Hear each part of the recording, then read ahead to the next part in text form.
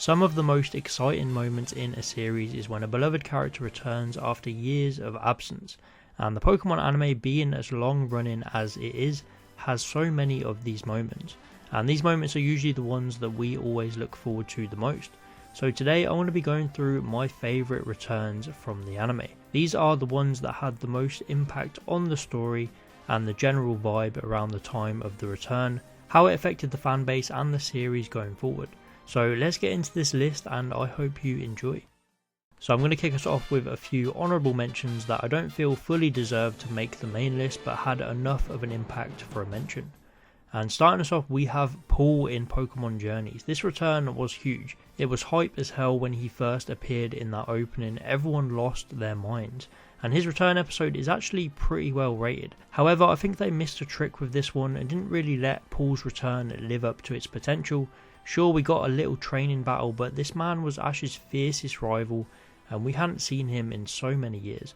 I just think he deserved a bit better and a bit more screen time and actual dialogue. But I know a lot of people like this one, so I still got to give them credit for bringing back such a great character. Sticking with Journeys, we have Iris, and this one I actually really enjoyed.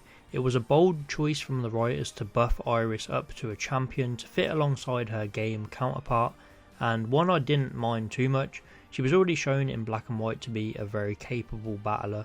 Sure, it was a shame that we didn't see all this progress on screen, but we were following Ash. I thought it was just nice to see the world change and grow while we were off doing other things. And it was all wrapped up nicely with a Pokemon World Championship battle between the two former companions, and it made for a really enjoyable episode. And even her return in the Masters 8 was done well, putting in a massive shift against Sinnoh champ Cynthia.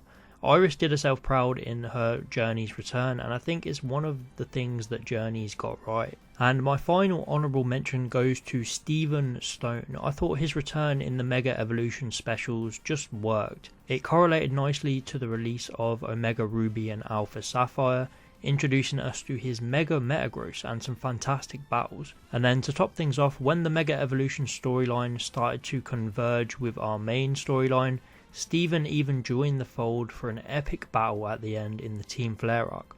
Overall, his return was just a breath of fresh air for the series.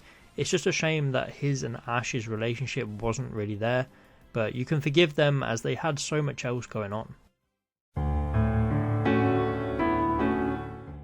Now kicking off the top 5 portion, we have Gary Oak's return in Pokémon Journeys. If I was being biased, I'd probably have this even higher, because Gary is my favourite character in Pokemon and I cannot tell you how excited I was when we saw this man return. He brought new life to the series, introducing us to an exciting concept known as Project Mew, and actually giving Go something to do. We also got an epic battle with Adam Moltres, and his return saw the return of some of his fan favourite Pokemon too, like Blastoise, Umbreon and Electivire. It was just so refreshing to see Gary back on screen for the first time since Diamond and Pearl, and we even got to hear his dub voice actor one last time with the famous Ashy Boy. The reason I put this 5th was because the impact it had kind of was reduced towards the end. They just didn't have enough time to get Project Mew right. They messed up the ending massively, and that kind of dampers the whole thing, but still Gary Oak's return was legendary, not something I'll be forgetting. And actually sticking with Journeys for number 4, we have the return of Lily. This episode was a top 3 episode in Journeys. It was just so beautifully written and animated with fantastic music to create this perfect episode. The return of Lily, who we hadn't seen since she set out at the end of Sun and Moon to find her father Mahone, and it opens up with this somber piano riff setting the tone for the episode, as we get this wacky storyline of this Niall Ego who has taken over Mahone and his memories. It was a real bittersweet episode as Lily finally finds her father, but he doesn't remember who she is. We also get this reunion with Ash and Lily, which played a great part in the episode. This one also sets up the next one, with Ash's return to Alola just before he competes in the Masters 8. This episode just had it all. It probably could have been higher, but as it was just one episode, I don't think the impact was as big as some of the ones higher up. In number 3, we have the return of Dawn in Black and White. This came at a point in the series when things were getting a bit stale. not much was really happening. We needed some exciting story again, and they wasn't afraid to change things up, which I could really respect, bringing in elements from Black 2 and White 2, bringing back Dawn and giving us a fantastic tournament arc. Dawn returned for a whopping 9 episodes, which was one of the biggest returns we'd ever seen at this point. Being a fan favourite from the Diamond and Pearl series, she came in and just gave us back that familiar feeling. As we all know, the Black and White series had a few strange storytelling decisions, but they were fully back on track here with a familiar face and some really enjoyable episodes. And it was really nice to see how far Dawn has come, seeing her in battle again and seeing all of her Pokemon again. This was just truly a special return. In the runner-up spot, we have the Princess of Hoenn, May's return in Diamond and Pearl. This was the first real return of a major character. Sure, we had Misty in the Advanced Generation, but since that was done so poorly, May came back and showed us how it's done. And although this one was only 4 episodes compared to Dawn's 9, it still made such a massive impact, having all of our heroes compete in the Wallace Cup. And for the first time ever, getting 2 of Ash's companions from different regions facing off against each other in a contest. It made so much sense having the original contest girl come back and take on the newer generation.